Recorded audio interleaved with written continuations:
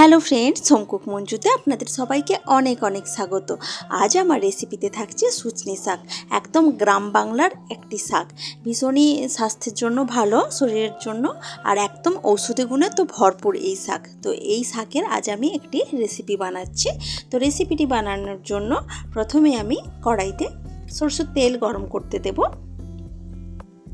সরষের তেলটা একটু ভালো মতো গরম হয়ে যাওয়ার পর এই তেলের ওপর দেব একটা শুকনো লঙ্কা, তার সাথে দেব কিছুটা কালো জিরে।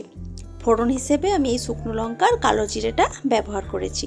এই ফোড়নটা খুব ভালোভাবে ফুটে গেলে বা সুন্দর একটা গন্ধ বের হলে এই তেলের ওপর থেকে, তখন আমি এই তেলের ওপরই দিয়ে দেব ঝিরিঝিরি করে কেটে রাখা আলু। সাধারণত আমরা আলু ভাজা করার জন্য যেইভাবে আলু কাটি সেইভাবেই আমি আলুটাকে কেটে নিয়েছি। ওই আলুটাই আমি এই তেলের মধ্যে দিয়ে আলুটাকে একটু ভেজে নিচ্ছি।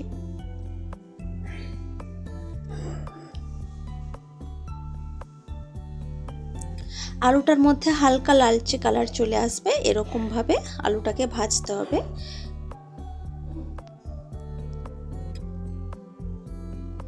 তো কিছুক্ষণ এইভাবে ভেজে নেওয়ার পর এখন আমি এর উপর দেব একটা গোটা পেঁয়াজ আমি কেটে রেখেছি। সেই পেঁয়াজ কুচিটাই এখন আমি আলুর মধ্যে দিয়ে দিচ্ছি।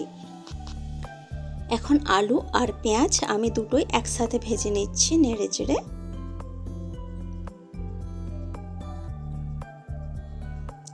তো কিছুক্ষণ এইভাবেই কিন্তু নেড়েচেড়ে ভেজে নিতে হবে, যাতে আলুটাও একটু লালচে কালার চলে আসে আর পেঁয়াজটাও একটা নরম হয়ে যায়, ব্রাউন ভাবটা চলে আসে। তো দেখুন এটা কিন্তু হয়েই গেছে। এইভাবে আমি কিছুক্ষণ নেড়েচেড়ে ভেজে নিয়েছি।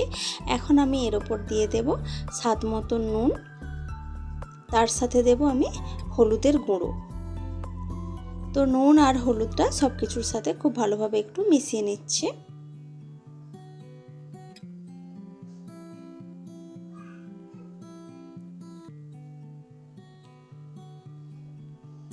তো কিছুক্ষণ এইভাবে মিশিয়ে নেওয়ার পর এখন আমি সুচনি শাক, যেটা খুব ভালোভাবে বেছে ধুয়ে পরিষ্কার করে হালকা করে আমি একটু কুচিয়ে নিয়েছি, খুব বেশি ছিঁড়ি করে না, হালকা করে একটু কুচিয়ে নিয়েছি, সেই শাকটাই এখন আমি এই আলুর ওপর দিয়ে দিচ্ছি। এখন শাকটা দেওয়ার পর আমি ঢাকা দিয়ে দেব ওই 1 মিনিট মতো ঢাকা দিলে শাকটা কী হবে, একটু মজে যাবে, এতে করে কিন্তু রান্না করতে সুবিধে হবে। শাকটা দেখুন একদম মজে গেছে মানে একদমই কমে গেছে শাকটা, কিন্তু দেখে মনে হচ্ছিল অনেকটা, কিন্তু একটু মজে যাওয়ার পরেই কিন্তু এই শাকটা অনেকটা কমে যায়।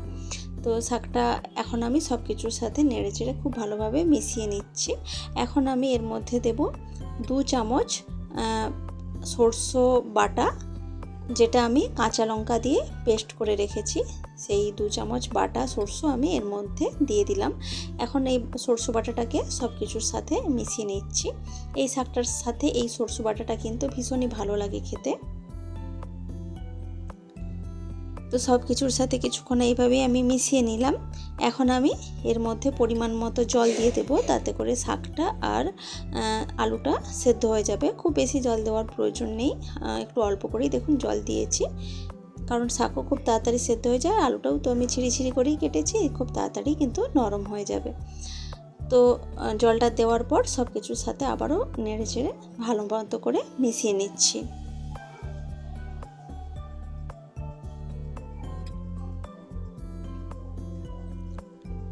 তো খুব ভালোভাবে মিশিয়ে নেওয়ার পর এখন আমি এটাকে ঢাকা দিয়ে রাখবো 2 থেকে 3 মিনিটের জন্য। 2 থেকে 3 মিনিট পর আমি ঢাকা খুলে দিচ্ছি, আর দেখুন জলটা কিন্তু প্রায় শুকনো হয়ে গেছে।